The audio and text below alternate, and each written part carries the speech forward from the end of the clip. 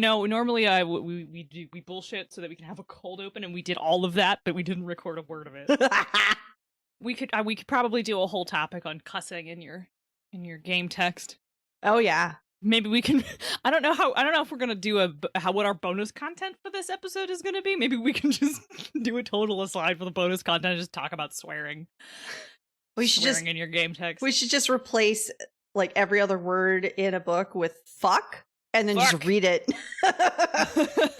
Like just add it as like an adjective onto this fucking thing and that fucking thing. And you're going to pick a fucking class. Should take a particularly jargony sentence from any White Wolf game or Onyx Path game and then replace the jargon with cuss words. Fuck. Yes, with cuss words, yes. I have the Exalted 3rd Edition core book right here. I'm for it.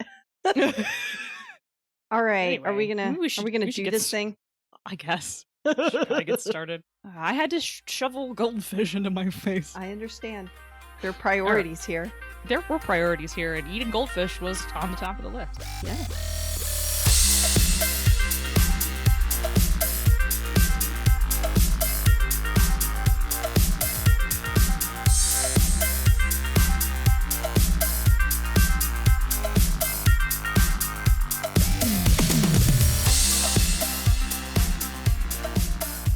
Welcome to a new bonus experience series. We have brought on friend of the show and repeat guest Danielle Lozon to do this however many episode we feel like series where we go deep on one mechanical topic. Deep. As always, we are two queer women speaking with authority about games. And yes, we still swear. You can go die mad about it. I am Monica, regular host of the show, person of a variety of qualifications. Exalted Essence mechanical developer. I'll send you my CV. Who are you? I'm Danielle Lozon. I am a frequent guest on the show. I guess at this point, sub-co-host. Sub-co-host, yeah. I am a subspecies of co-host on this show. Also a game developer. I am the mechanical lead on Story Path systems for Trinity Continuum. I develop a bunch of bullshit for Onyx Path, and I also do consulting work for things like Power Creep. Today our deep dive is going to be on the somewhat contentious topic of Power Creep. Yeah, Power Creep. Power Creep. We should probably define what that is for our audience who might not know. Yeah. So if you've ever heard anybody talking about power creep, or if you've ever heard people talking about how this new book for this game came out and everything in it is better than the stuff that came before, that's power creep. The concept is that as the game line gets older and older, as new books come out, the power level of those things that are the new mechanics or whatever is more powerful or better in general than the stuff that came before. And a lot of people will lament power creep because they feel like this new mechanic that just came out that is better than what their character has is now invalidating their character choices from before, and they either need to remake their character to be within this new power level or be outclassed by new characters made with these new powers. Yeah, that's a very good definition. Thank you. Mm-hmm. So we'll crack this one open with my hot take, which is that power creep is inevitable. Yeah, it really is, though. So this is a thing that I think people, both as consumers and as game creators, are wildly concerned about. But I think it is a thing that you can't actually stop. But there are degrees of severity of it, and and that's what the deep dive's for. Right. Yes. Do we want to start up with the core book and first edition problem? Yeah, I think we should. I think it's good to talk about why power creep happens. And when you understand how and why power creep happens, you start to understand how you can maybe mitigate it and why Monica says it's inevitable. Yeah, okay. So do you want me to explain why I think it is inevitable, or do you want to go right in? Okay, sure. So I think power creep is ultimately inevitable because you cannot stop your authors from understanding the game better at the end of the line than at the beginning. It's just you just like game editions last from like what would you say 5 to 10 years? Yeah, that's about right. Yeah, an edition lasts about 5 to 10 years, and so when you launch a new product, the first book this is sort of the crux of the core book problem, and we'll talk about that a little bit more in a moment. But like the first book, you are making everything up.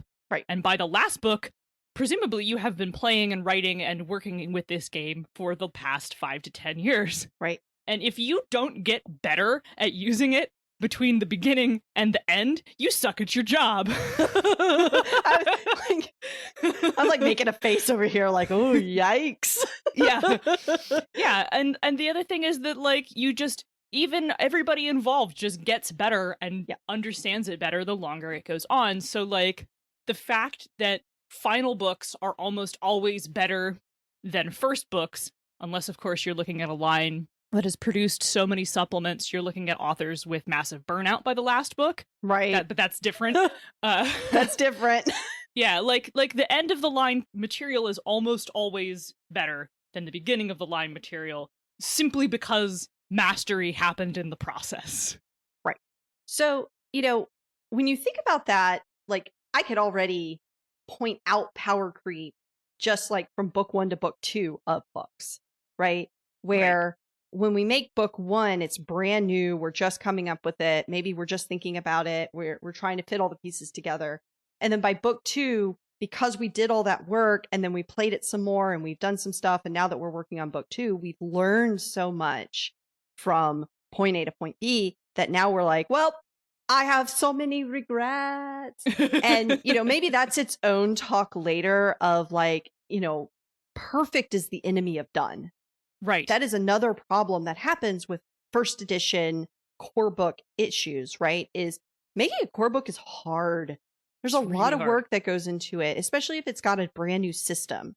You're building a system, you're writing a bunch of lore, you don't have anything else to pull off of. You're building it, you're trying to make it cohesive. You maybe have multiple different authors with different ideas. There's a lot of moving parts that people don't think about when they think about making a game, especially for a crunchier, like, power creep doesn't happen in a narrative game. Because there are no powers in a narrative game. I think we should clarify here that we are specifically talking about what we would define as traditional games. Right. I would not say that even though I would classify PBTA as a traditional game, you can hear my hot take on the episode about traditional games there. Yes. I don't think there's such a thing as PBTA power creep. No, I mean, but there is in a sense that like there are versions of PBTA games, right? There are people who understand that mechanic far better than other people. That's true. So there's a wild difference between PBTA game A and PBTA game B, where PBTA game A is written by somebody who deeply well understands the system and the mechanics are like a well-oiled machine. Right. And B, where people only barely grasp the system and it's a clunky piece of shit. That's fair. And like I've played in both types, and it's so obvious when you start to understand, like the better you get at understanding PBTA, the more you start to realize like, oh, those moves don't make any fucking sense. Right. And I think Fate and Fate hacks are fall under that same umbrella. Yeah. Where like you don't necessarily see like you're not necessarily seeing Fate power creep because Fate is also not a sequential line. Like there is no Fate PHB 3. No. Right? Like there's just all these new other iterations of Fate settings, and sometimes they get it better. Right. And some Fate settings really have a good grasp on how to use Fate, and some have less of a good grasp on how to use Fate. Right.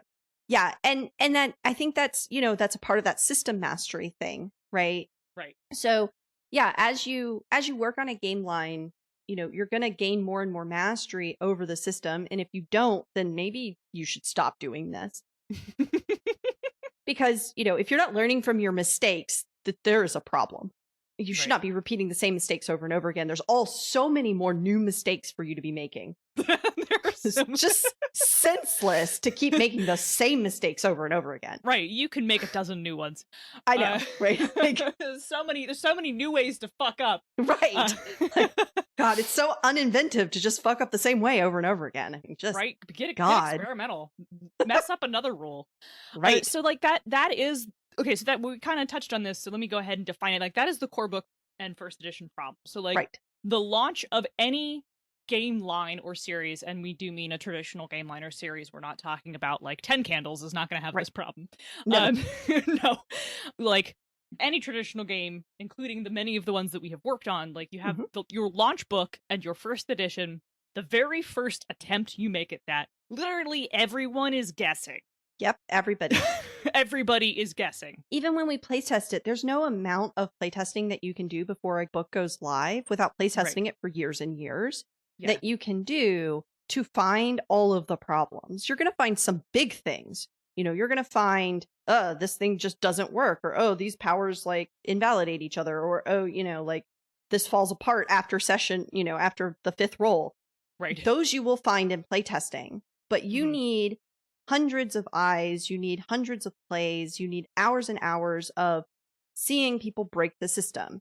And that's something else that is, you can never make a system that people can't break. Like that's just not a thing. And so you just need to know how they're going to be able to break it. And you're never going to know until you've seen it done. You know, I have so much institutional knowledge of World of Darkness that came from being part of a large LARP organization that used all the rules, and they wanted to use all the rules together because some player wants to play it. Well, I mean, even just like within Vampire, right? Somebody wants to play a Lasombra who's a member of the Camarilla. They also want to play a Zamisi that's a member of the Camarilla, or they want to play a Ravnos that's an Anarch, or they want to play, you know, they want to play whatever they're going to play. They want their special snowflake character. Those are examples of two things that don't go together. Yeah. Okay. That's fine. Your listeners will know what I'm talking about. Some of them will, I'm sure. Some of them.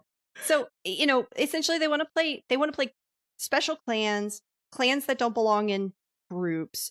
They want to take special powers. They want to play elder characters, which, you know, one of the things early editions of Vampire the Masquerade, in fact, lots of editions of Vampire the Masquerade did, was they were like, here are these elders. They're really super powerful. They're very beefy. They're very cool. They're mysterious. They don't go out and do stuff. And really, you shouldn't be playing them, but here's a bunch of mechanics for how to play them. And that's such a big fucking mistake. If don't tell somebody the mechanics of how to play a thing if you don't actually want them to play them. So because the moment you give them mechanics too. Yeah. We'll go on. Finish your thought. Yeah. It's a big problem, right? If you don't want it to be playable, don't give it the word count that makes it look playable. Like, right, so like the old Exalted problem was there are these elder exalts, there's a bunch of them, they're mysterious, they're really powerful, they don't go out and do things. They'll fuck you up if you mess with them. Like, you can just take Vampire and just erase it and replace it with Exalt. You're not supposed to play them, but it's implied that you will eventually get there. Yep. But we have given you 0 of the tools to do so. Until we did it in 2nd edition and it was bad. It was bad. It was like, well, like nobody could quite figure out. 2nd edition had lots of problems, but the particular like suite of higher essence stuff that came out of 2nd edition was sort of like, we don't really know what the game is supposed to look like at this level. Sure. We know how these people are supposed to behave narratively, but what does that mean for a player character? And uniformly, they were terrible. Right. Yeah. So you wind up with this kind of stuff, right? Where, you know, players start to pull at the pieces that you maybe described poorly or didn't completely do, and they unravel it. And you don't learn how easy it is to unravel or what happens when it unravels until it's out in the wild. Yeah, until someone has pulled that loose thread all the way out.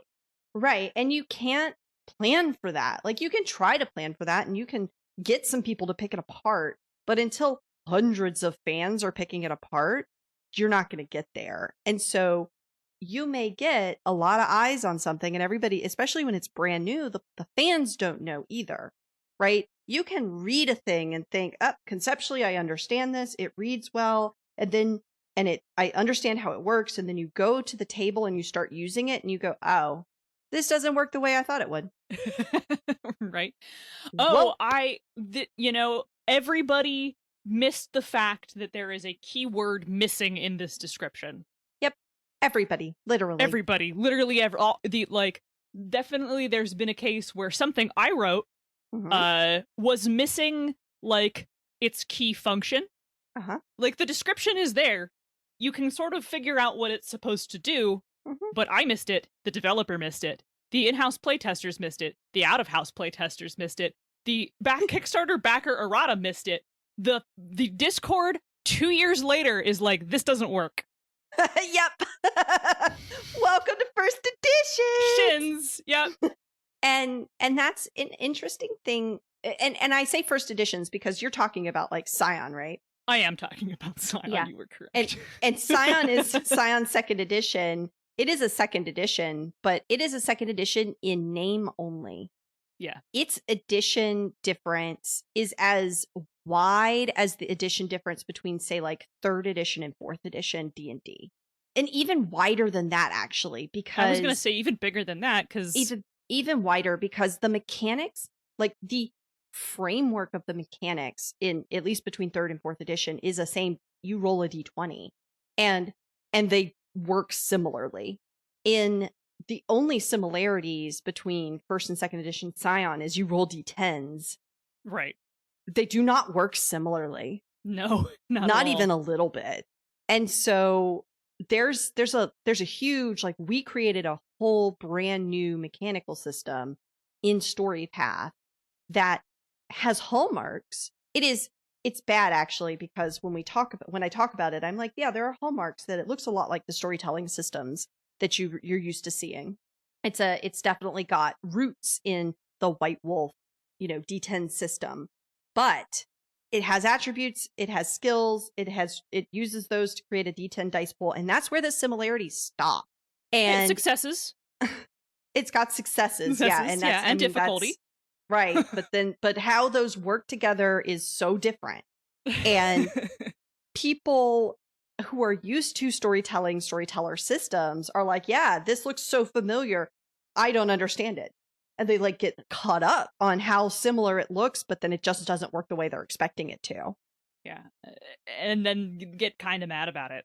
Yeah, a little. And I think that, there's some familiarity there, and that familiarity is like just enough familiarity to trip you up.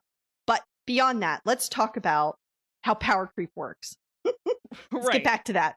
So now that we understand why, in my opinion, the way like you've described it, I've kind of described it with the first edition problem is, when you make a thing, you just can't know all the things you don't know yet. Right. And the longer you go, the more you'll find out, oh man, this is what we messed up, or oh man, that doesn't work the way I thought it would, or oh man.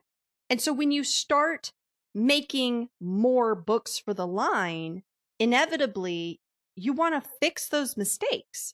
You don't want to bake those mistakes in and then just keep being like, well, we said this and that's the way it works and we can't ever clarify it because that would be power creep. Like, fuck. Right. Don't double down on your mistakes. Yeah. And so you try to, authors will try to seed in corrections in other stuff. Right. So sometimes you'll see in supplements like sidebars or sections in the updated rules that are like, here's this new thing that this book is introducing that you can backport into your other campaign, or to your other games or whatever, that solves a problem that we figured out. Right. Plenty of games have this. Yep. Yeah, and it's interesting because, we've been doing this with StoryPath, and, I've been developing the Scion Dragon book. Mm-hmm. And Monica, you wrote knacks and some of the dragon powers for that book. And a lot of the knacks are very similar to knacks found in the Scion core book. But because Dragon is its own core book, it has all of its own, like, other than it uses hero, but it doesn't use It uses Origin. I got them mixed up. It uses Origin. That's where all the story path mechanics for Scion are. But it doesn't use Hero at all. It's got its own callings. It's got its own powers. It's got its own character creation system. Like dragons it's a standalone book. It's a standalone book within the Scion line. And so there are some, knacks that are translated over from the Hero book. And Monica was like, I'm going to make these, I'm going to fix these because I realized that there were some problems with them originally. and I'm going to make this little sidebar that says we've learned some things. And yes, these may look different and have the same name. You're welcome to use them in your Scion games with these updated mechanics. Because why reprint a poor mechanic when we could fix it? Right. And why would you? Both in that case, it was why reprint a mechanic when we could fix it, and also why reprint an effect that already exists.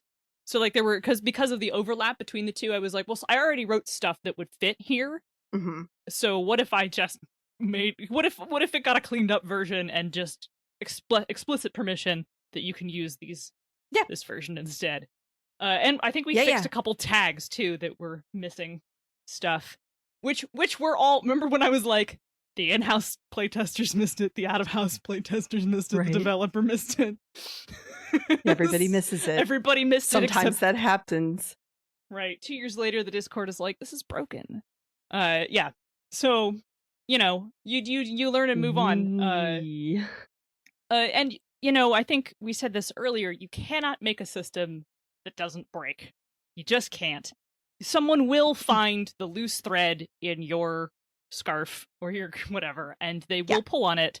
What you can do is make sure that when someone pulls on that thread, the whole garment doesn't come apart. Right. And some of that is just, some of that is future thinking, right? So can you future-proof a game? And I think the answer is yes.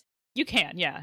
You can consider, when you're doing mechanical design, one of the things you can consider is all of the ways your mechanics interact with each other, and and writing down, here's how they interact. Story path, for example, there are enhancements, there are complications, there's difficulty. And those three things are the core levers that you're pulling on. Mm-hmm. No matter what the power is, you're inflicting a complication, you're increasing difficulty, you're lowering difficulty, you're, gaining enhancement, you're removing enhancement, you're whatever. These are your levers. And so if you write down literally every way that those levers can be pulled upon and recognize them, then you can say, okay, now that we know that, we can also prevent the real kind of power creep, which is different from fixing a mechanic. Right. There's this other kind of power creep that happens where it's like, well, in the core book, everything was giving a +1 bonus. 5 books later, everything's giving a +3 bonus. Yes. Because we wanted to make more powerful abilities. Right. And that's the power creep that's no good and terrible and bad, and everybody should stop doing it. Yes. This is especially bad in competitive games. Yes. Which is outside the scope of talking about RPGs, but Malifaux 3rd edition, which I was part of the playtest for, was really tamping down on big numbers on models, right? Stat lines were pretty tame. Characters who previously were super accurate had their numbers bumped down significantly. Right. And there was a much even spread across the board, right, numbers wise, to make the game more intense and fast, right? To make you kind of use your pieces more strategically instead of throwing big number at guy.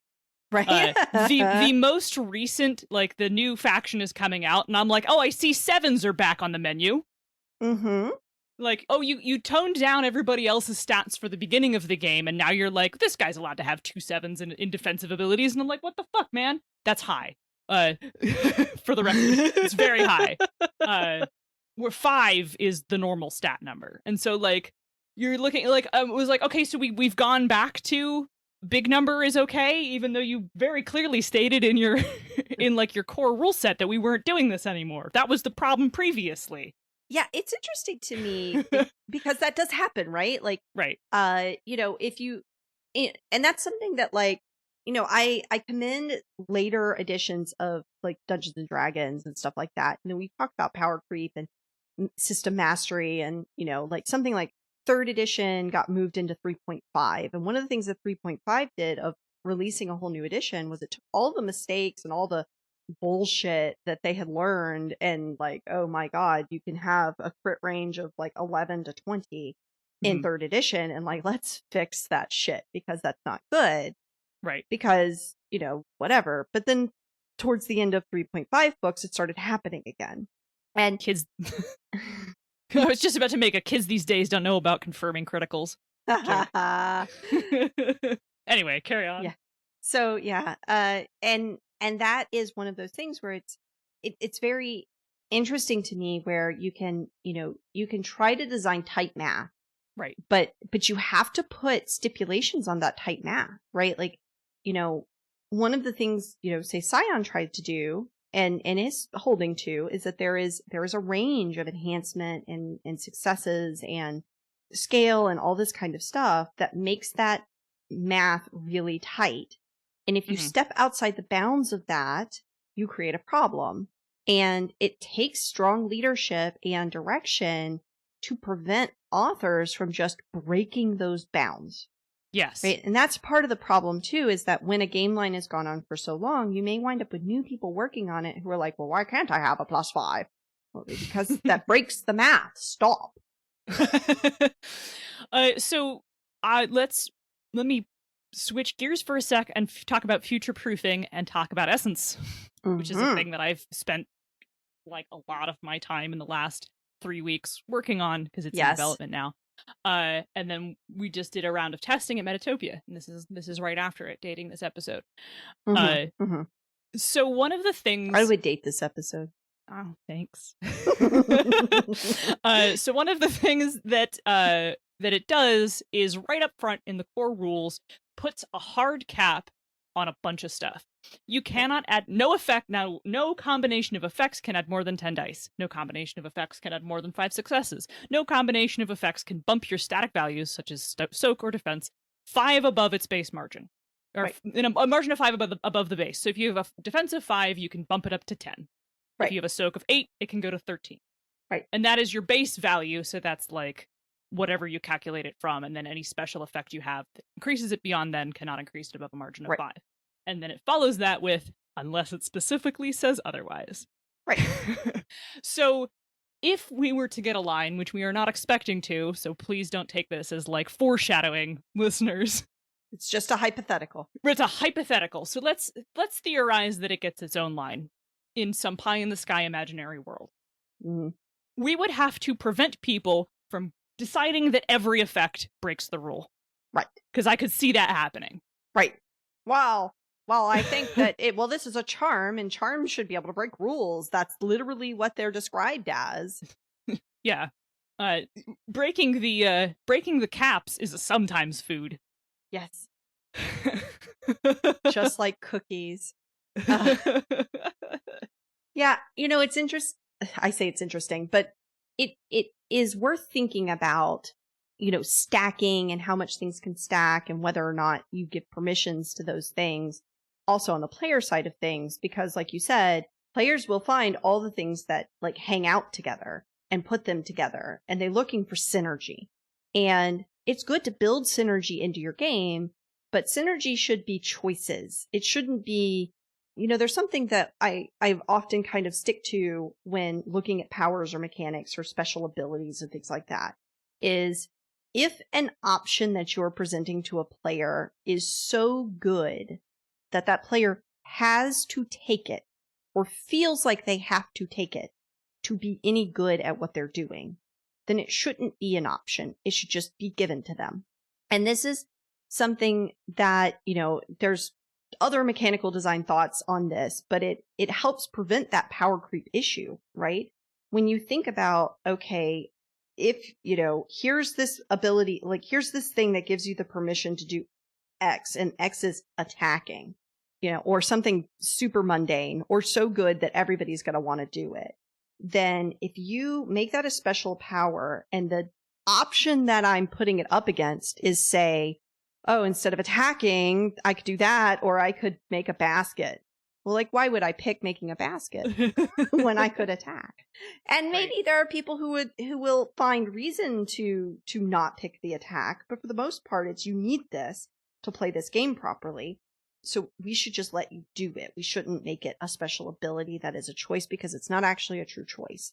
Right. And that happens, there's less obvious things where it's like when you're trying to give people a suite of options at like level 1, and you can pick between these 3 things, and one of those things is clearly and obviously the right pick, then you either need to fix that some way. You either need to give that right pick to them as just not a pick, or you need to make the other 2 things as appealing so that it is not a no-brainer and is actually a difficult choice.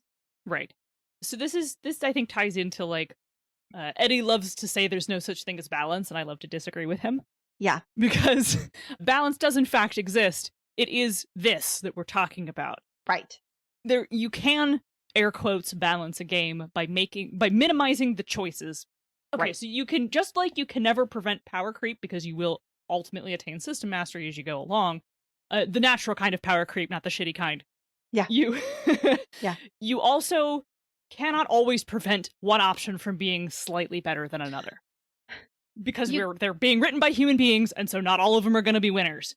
Yeah. I think I wrote 120 knacks for Scion for the core book. That's a lot. Like, it was at least 12 per calling, and there's 11 callings. So that's what, 122? I'm very bad at math. There's 12 callings? There's 11 callings. There's 11 callings, and you did 12 per? Roughly, yeah. Some might have a little bit more, and some might have a little bit less, but I tried to do an even number. Yeah, it's like 20, 22. 122. 122. Yeah, 122. Yeah, so when you're writing 122 different instances of something, like I said, they're not all going to be winners. And your developer is supposed to be, and your playtesters and your beta readers and all that are supposed to be sort of a line of defense between all of them not being winners on publication. And that's also why you draft. But like, even after that, some of them may still be kind of less good than others, right? Or one of them will be outstanding, and your developer thinks it's okay, and your the internal playtest group is like, it's all right. It's not going to break anything. And then like your external playtesters just don't use it. And then 2 years later, the Discord tells you it's broken. So like you can't, because these are being written by humans, you can't prevent some of them from being slightly better than others. The problem is when one, like Danielle said, one choice becomes the choice. And so true balance is making sure that the difference between the optimal choice and the suboptimal choice is so minimal it doesn't affect most gameplay. Right. And that's another thing of, you want all your choices to feel engaging and to feel good and to feel like they're valid options. And for you, they may be, but for someone else who doesn't like certain styles of gameplay, some of those options may feel obviously not good for them. Or obviously I'm never going to take any of these because that's not the kind of gameplay I want to engage in. And that's not something you can do anything about or should do anything about, because there are some people who will view it the other way around, where like this person says, oh, well, all these combat options are clearly the way they should go, where somebody else is like, oh, but look at all these amazing social options and I can actually use these and I don't really like combat or whatever, right? So, but having the combat options and the social options feel equally good to people who like one or the other, or people who like both, going, ooh, I'm having a hard time deciding between these 2 options. That's the spot you want to be able to hit. And just like you said, not everything's going to be a winner, but you don't want to end up with the power creep problem being that everybody's synergizing all of this one thing. And then because everybody's synergizing all of this one thing, that's the thing you wind up playing into. Yeah. And so you've invalidated choices by not supporting them. So that's another thing you see where it's like, oh yeah, this game has social options and we're going to present some social options in book 1 and then we're never going to talk about them again. Well then. I guess that's a thing that's going to happen. Yeah.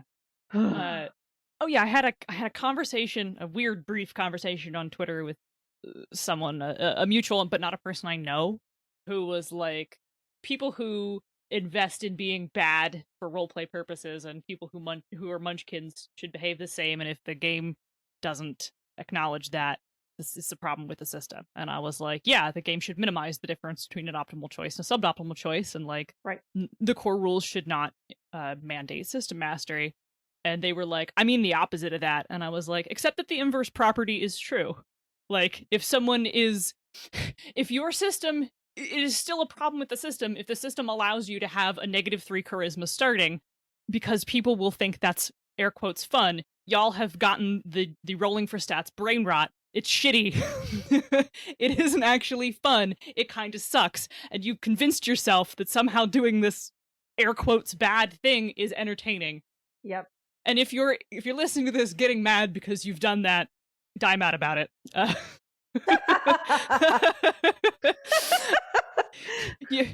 Get over your rolling for stats brain rot. Yeah, I mean, and that's part of it, right? Like, it is interesting and it is difficult to consider things that you really like as being poor design. Mm-hmm. But sometimes it just is. Yeah, you know, I think I would say that like a lot of classic Vampire, and we'll throw Exalted in on this one too, are both pretty terribly designed games that people absolutely fucking love. Yeah. Oh gosh, yeah. I love me some poorly designed vampire nonsense. But you sometimes you like a game because of its flaws or despite its flaws, and that's okay. Like, nobody's made a perfect game that I know. No, they do not exist. They don't exist. So it's, pick your poison. But you can, if you're designing a game and you're thinking about things like power creep or just good design choices, part of this came up because I recently had a conversation in a meeting about a project I'm not allowed to talk about at all, but about making the mechanics for it as creep proof as possible, because we are designing this game to be the start of a long line of other games. So there will be a chance for future books and future mechanics and things like that. And so one of the things we want to think about at the start of this project is, we know for sure that some of the books will be designed to increase the player character's power level as they grow in power, a little bit how Scion increases from hero to demigod to god. And keeping that in mind, how those changes are going to come about, how they will affect player character options, and what they will do to player characters' abilities as those new books come out, is important to think about at stage 1, so that it doesn't look like, oh man, I can just create a character at this new power level that's just infinitely better than what's in the core book. Instead, it's, no, here are literally higher level powers that you have to have spent a bunch of experience points to get to in the first place. Yeah, I think part of that future-proofing thing is not getting so hung up on starting level, because right. I think a lot of games, a lot of these traditional games are built around where the game begins, right, and not where the game is going. Yeah, or is going. Yeah. And so, yeah, a part of that is thinking about, okay, well, what does a character with a bunch of experience points or a lot of levels look like? And right. How do we ensure that that is something we want to see moving forward? And some of that design is thinking about all the way down the road, okay, I maybe need to design the mechanical system for, using Scion for reference. I need to really think about the mechanical system for hero, demigod, and god all at once. I can't wait to think about demigod and god until after I'm done with hero, because I don't want to accidentally invalidate choices made in hero once we get to level at god. And I mean, to a certain degree you will, but an elegant design would be to have your choices at hero matter just as much as you progress through your leveling up of godhood or whatever, that things that grow with you.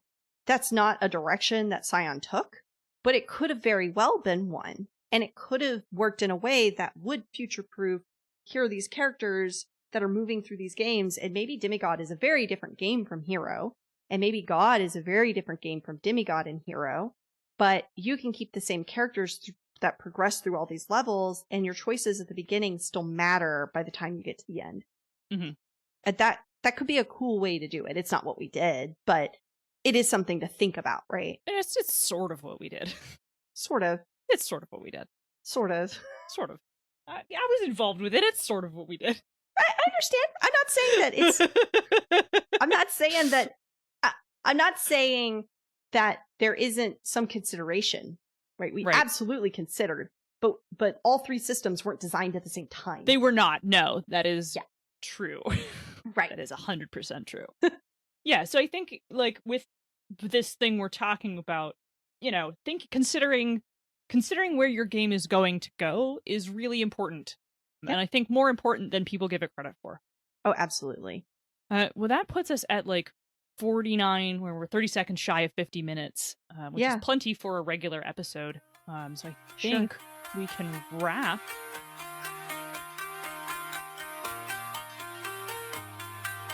BXP and the Deep Dive are brought to you by the Misdirected Mark Network. Bing! Thank you. If you like listening to us talk about mechanics and junk, you should listen to Gnomecast. Several gnomes from Gnome Stew get together to talk about gaming topics and themselves in an effort to entertain you, and avoid being thrown in the stew.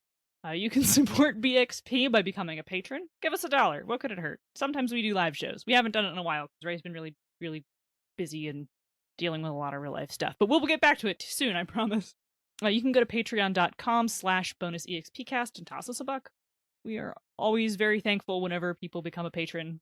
We're consistently surprised that people like us, even after all this time. You also get access to a patron-only Discord. You do. Well, anybody can be in the Discord. There's a secret special hidden room for patrons where you get But not me. Because I'm that subclass. Where you get to hang out with us and bother me directly and at me and tell me that I'm wrong. I do it all the time. I don't need to be a patron for that. That's fair. You should also check out our sponsor, Nerdy Kepi. You can use code BXPcast for 10% off. They have all kinds of cool masks and sweet Pride swag. I have a bunch of rad Buy Pride sneakers and boots that I got from there using the code. And we are, thanks to 2020, we've stalled out on this, but a bunch of our BXP merch is going to be moving there as exclusive items you can only get on that site. But that's coming because both Nerdy Kepi and BXP are kind of busy right now. Nerdy Kepi is busy because they are currently doing a Proud to the Bone Kickstarter with some rad as fuck Pride Skull enamel pins. Oh my god, they're amazing. They're really cool. I want them all. They're unlocking like one by one as more money rolls in. And I think Wolf Different Skull was the skulls. last one that unlocked. Yeah, they have a human skull as the start, and then they have a crow skull and a wolf skull unlocked. And a deer. They have and a deer skull. The deers, all of them are fucking sweet, but a lot of the animal skulls are very good. And they've got a whole suite of cool animal skulls that they're unlocking with all the different pride flags, 15 different pride flags per skull. So lots and lots of cool shit. Yeah. And then the final one is a ribcage. Oh, the pride part is that all the skulls are like wearing a flower crown. So they're really like haunting and beautiful looking. And then the final one is a ribcage where the heart is a flower. And that's part of the pride design. Yeah. So I hope we get to that one. We get to unlock that one. Yeah. So go look that up. Nerdy Kepi, Proud to the Bone on Kickstarter, and back it so that I can get a really cool human ribcage pin for my jacket of pins. Yep. Where can they find you on the internet? You can find me at daniellelozon.com. I have a whole website dedicated to me. And you can find me at Danielle Lozon Author on Facebook. You can also find me at Impernius on Twitter, although my Twitter presence is very sporadic and sometimes just me screaming into the void. I'm not useful to follow on Twitter, but you're welcome to try it anyway. If you want to email Bonus Experience and give us a topic for a deep dive, because we're probably going to do like one or two more of these, We may just keep doing them because they're fun. They're fun. We will always need some backup episodes for sure. Yeah. I don't have anything better to do with my life. Me neither, clearly.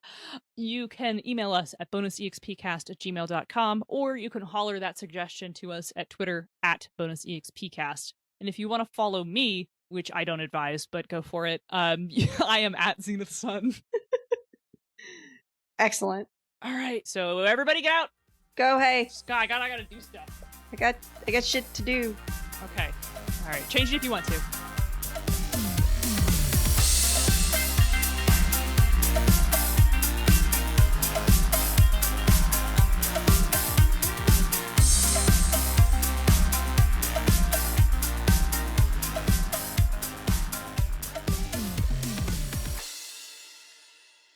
Do I have to do this?